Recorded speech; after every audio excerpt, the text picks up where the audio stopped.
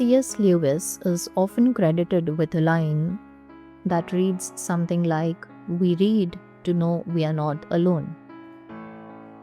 Even though it actually comes not from his own writing, the line is worth noticing and thinking about.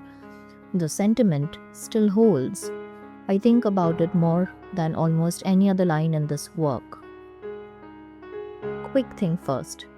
Loneliness isn't the same as being alone, and a book isn't a replacement for human connection. If you're isolated in a way that's genuinely affecting your life, reading is a companion to fixing that, not the fix itself. Wanted that said plainly before anything else. But loneliness isn't always about who's in the room. You can be lonely inside a marriage, lonely at a party where you know everyone, lonely with a family who's known you your whole life and somehow still misses the actual point of view. That kind, the kind that exists even with people right there, is exactly where literature does something nothing else quite does. Here's the mechanism. When a character names a feeling you've carried wordlessly for years, something happens that's different from a friend comforting you. A friend's comfort, however real, usually needs you to have already found the words first, to have explained yourself.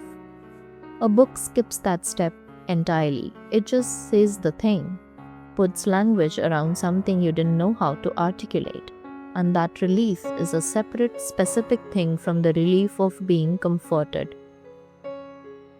The novel isn't performing care towards you, it's just describing something true.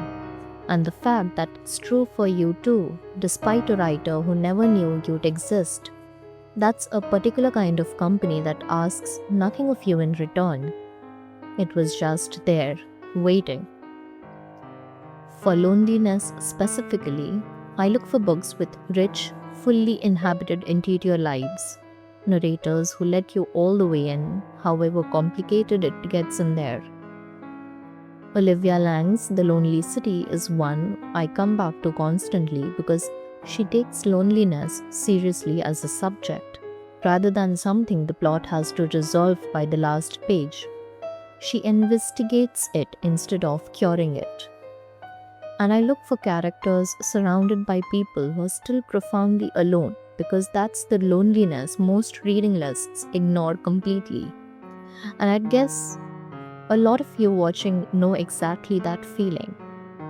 If this is where you're right now, the fact that you're here, watching something, looking for understanding, already counts for something.